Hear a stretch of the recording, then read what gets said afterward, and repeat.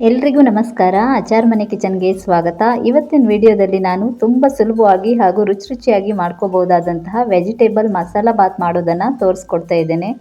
ಅತಿ ಕಡಿಮೆ ಸಮಯದಲ್ಲಿ ಮಾಡ್ಕೋಬಹುದು. ಇದನ್ನು ನೀವು ಬೆಳಿಗ್ಗೆ ಬ್ರೇಕ್ಫಾಸ್ಟ್ಗೂ ಮಾಡ್ಕೋಬಹುದು, ಇಲ್ಲ ಅಂತಂದರೆ ಮಧ್ಯಾಹ್ನ ಊಟಕ್ಕೂ ಸಹ ಮಾಡ್ಕೋಬಹುದು. ಈ ರೈಸ್ ರೆಸಿಪಿಯನ್ನೆಲ್ಲ ಇಷ್ಟಪಡೋರು ಖಂಡಿತ ಈ ರೆಸಿಪಿನ ಇಷ್ಟಪಟ್ಟೇ ಪಡ್ತೀರಾ. ಅಷ್ಟು ಚೆನ್ನಾಗಿರ್ತದೆ ಟೇಸ್ಟು. ಅದೇ ರೀತಿ ನಿಮ್ಗೆ ಯಾವ ತರಕಾರಿ ಇಷ್ಟ ಆ ತರಕಾರಿನ ಸೇರಿಸ್ಬಿಟ್ಟು ಮಾಡ್ಕೋಬೋದು. ಬನ್ನಿ ಹಾಗಾದರೆ ಯಾವ ರೀತಿ ಮಾಡೋದಂತ ನೋಡೋಣ. ಮೊದಲಿಗೆ ನಾನಿಲ್ಲಿ 2 ಕಪ್ ಆಗುವಷ್ಟು ಸೋನಾ ಮಸೂರಿ ಅಕ್ಕಿಯನ್ನು ತೊಗೊಂಡಿದ್ದೇನೆ. ನೋಡಿ, ಈ ಕಪ್ಪಲ್ಲಿ ತೊಗೊಂಡಿದ್ದೇನೆ. ಅಕ್ಕಿಯನ್ನು ಚೆನ್ನಾಗಿ ನೀಟಾಗಿ ತೊಳೆದ್ಬಿಟ್ಟು ಅದಕ್ಕೆ ಮುಳುಗೋಷ್ಟು ನೀರನ್ನು ಸೇರಿಸಿ ನೆನೆಯೋದಕ್ಕೆ ಒಂದು 5 ನಿಮಿಷ ಬಿಡ್ತಾ ಇದ್ದೇನೆ. ಗ್ಯಾಸ್ ಮೇಲೆ ಒಂದು ಕುಕ್ಕರ್ ಇಟ್ಕೊಂಡ್ಬಿಟ್ಟು ಒಂದು 2 ರಿಂದ 3 ಸ್ಪೂನ್ ಆಗೋಷ್ಟು ಎಣ್ಣೆಯನ್ನು ಸೇರಿಸ್ಕೊಳ್ತಾ ಇದ್ದೇನೆ. ಎಣ್ಣೆ ಬಿಸಿ ಆದಮೇಲೆ ಸ್ವಲ್ಪ ಕರಿಬೇವಿನ ಸೊಪ್ಪು ಹಾಗೂ ಹಸಿಮೆಣ್ಸಿನ್ಕಾಯಿನ ಸೇರಿಸ್ಕೊಳ್ತಾ ಇದ್ದೇನೆ. ಹಸಿಮೆಣ್ಸಿನ್ಕಾಯಿನ ನೀವು ಖಾರಕ್ಕೆ ಅನುಗುಣವಾಗಿ ಸೇರಿಸ್ಕೊಳ್ಳಿ. ನಾನಿಲ್ಲಿ ಅಚ್ಕಾರದ ಪುಡಿಯನ್ನು ಸೇರಿಸೋದಿಲ್ಲ, ಹಾಗಾಗಿ ಮೆಣಸಿನ್ಕಾಯನ್ನೇ ಸೇರಿಸ್ಕೊಳ್ತಾ ಇದ್ದೇನೆ. 1 ಸ್ಪೂನ್ ಆಗೋಷ್ಟು ಕುಟ್ಟಿಟ್ಕೊಂಡಂಥ ಶುಂಠಿ ಬೆಳ್ಳುಳ್ಳಿಯನ್ನು ಸೇರಿಸ್ಕೊಳ್ತಾ ಇದ್ದೇನೆ. ನೀವು ಕುಟ್ಬಿಟ್ಟು ಹಾಕೋಬೋದು, ಇಲ್ಲ ಪೇಸ್ಟನ್ನು ಸೇರಿಸ್ಕೋಬೋದು. ಈ ರೀತಿ ಜಜ್ಜಿಬಿಟ್ಟು ಸೇರಿಸ್ಕೊಂಡ್ರೆ ಟೇಸ್ಟ್ ತುಂಬ ಚೆನ್ನಾಗಿರ್ತದೆ. ಇವಾಗ ಇದಕ್ಕೆ ನಾನಿಲ್ಲಿ ಒಂದು ಪಲಾವ್ ಎಲೆ, ಅರ್ಧ ಸ್ಪೂನ್ ಆಗೋಷ್ಟು ಜೀರಿಗೆ, ಸಣ್ಣ ಚಕ್ಕೆ, ಲವಂಗ ಹಾಗೂ ಚಕ್ರದ ಮೊಗ್ಗು ಮತ್ತು 2 ಏಲಕ್ಕಿಯನ್ನು ಸೇರಿಸ್ಕೊಳ್ತಾ ಇದ್ದೇನೆ. ಈ ಎಣ್ಣೆಯಲ್ಲಿ ಈ ಗರಂ ಮಸಾಲೆ ಎಲ್ಲ ಸ್ವಲ್ಪ ಫ್ಲೇವರ್ ಬಿಡೋ ತನಕ ಸ್ವಲ್ಪ ಬಾಡಿಸ್ಕೊಳ್ಳಿ. ಇವಾಗ ಇದಕ್ಕೆ ನಾನಿಲ್ಲಿ 1 ಈರುಳ್ಳಿಯನ್ನು ಉದ್ದುದ್ದವಾಗಿ ಕಟ್ ಮಾಡಿಬಿಟ್ಟು ಸೇರಿಸ್ಕೊಳ್ತಾ ಇದ್ದೇನೆ. ಈ ಈರುಳ್ಳಿಯನ್ನು ಕೂಡ ಸಣ್ಣ ಉರಿಯಲ್ಲಿ ಒಂದು 2 ನಿಮಿಷ ಬಾಡಿಸ್ಕೊಂಡ್ರೆ ಸಾಕು. ತೀರ ಏನು ಬೇಯಿಸೋದು ಬೇಕಾಗಿಲ್ಲ, ಲೈಟಾಗಿ ಕಲರ್ ಚೇಂಜ್ ಆದರೆ ಸಾಕು.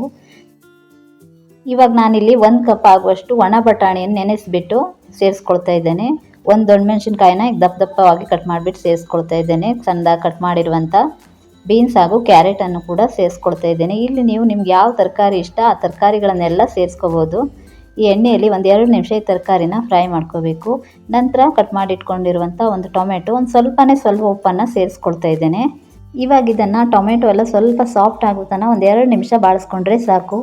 ಇವಾಗ ನೋಡಿ, ಟೊಮೆಟೊ ಸ್ವಲ್ಪ ಸಾಫ್ಟ್ ಆಗಿದೆ. ಇವಾಗ ಒಂದು ಅರ್ಧ ಸ್ಪೂನ್ ಆಗುವಷ್ಟು ಅರಿಶಿನ ಪುಡಿ, 1 ಸ್ಪೂನ್ ಆಗುವಷ್ಟು ಧನಿಯಾ ಪೌಡ್ರನ್ನ ಸೇರಿಸ್ಕೊಳ್ಳಿ.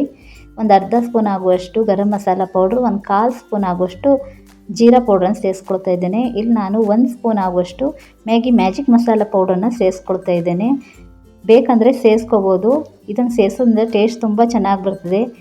ಇದ್ರ ಬದಲಾಗಿ ನೀವು ಕಿಚನ್ ಕಿಂಗ್ ಮಸಾಲ ಪೌಡ್ರನ್ನು ಸೇರಿಸ್ಕೋಬೋದು, ಅದು ಕೂಡ ಟೇಸ್ಟ್ ಚೆನ್ನಾಗಿ ಬರ್ತದೆ. ಸಣ್ಣ ಉರಿಯಲ್ಲಿ ಮಸಾಲ ಪೌಡ್ರ್ ಸೇರಿಸಾದ್ಮೇಲೆ ಈ ರೀತಿ ಬಾಡಿಸ್ಕೋಬೇಕು.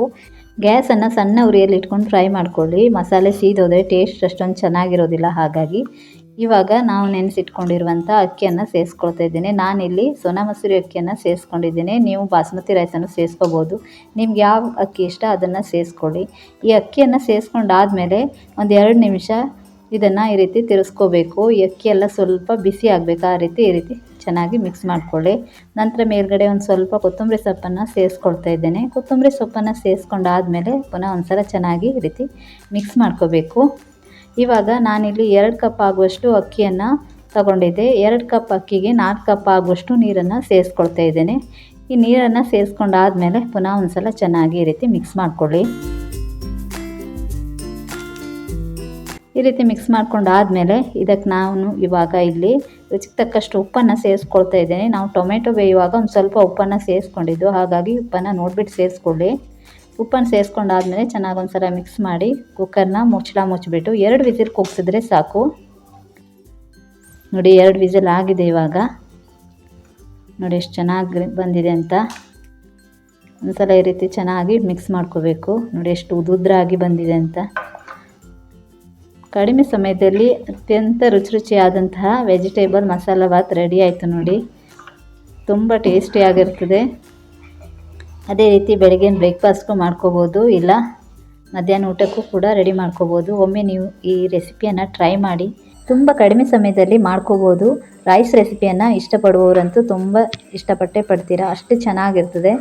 ಅದೇ ರೀತಿ ಇವತ್ತಿನ ಈ ವೆಜಿಟೇಬಲ್ ಮಸಾಲ ಬಾತ್ ರೆಸಿಪಿ ನಿಮಗೆಲ್ಲ ಇಷ್ಟ ಆಯಿತು ಅಂತ ಭಾವಿಸ್ತೇನೆ. ಇಷ್ಟ ಆದರೆ ವಿಡಿಯೋಗೊಂದು ಲೈಕ್ ಮಾಡಿ ಹಾಗೂ ಮೊದಲನೇ ಸಲ ನಮ್ಮ ಚಾನಲ್ಗೆ ವಿಸಿಟ್ ಮಾಡಿದರೆ ಚಾನಲನ್ನು ಸಬ್ಸ್ಕ್ರೈಬ್ ಮಾಡ್ಕೊಳ್ಳಿ. ಪಕ್ಕದಲ್ಲಿರುವಂಥ ಬೆಲ್ ಐಕನನ್ನು ಪ್ರೆಸ್ ಮಾಡಿ. ಇದರಿಂದ ನಾವು ಅಪ್ಲೋಡ್ ಮಾಡುವ ಎಲ್ಲ ವಿಡಿಯೋಗಳ ನೋಟಿಫಿಕೇಷನ್ ಬಂದು ನಿಮಗೆ ತಲುಪುತ್ತೆ. ಮತ್ತೊಂದು ವಿಡಿಯೋದಲ್ಲಿ ಮತ್ತೆ ಸಿಗೋಣ. ಅಲ್ಲಿವರೆಗೂ ಥ್ಯಾಂಕ್ ಯು ಫಾರ್ ವಾಚಿಂಗ್.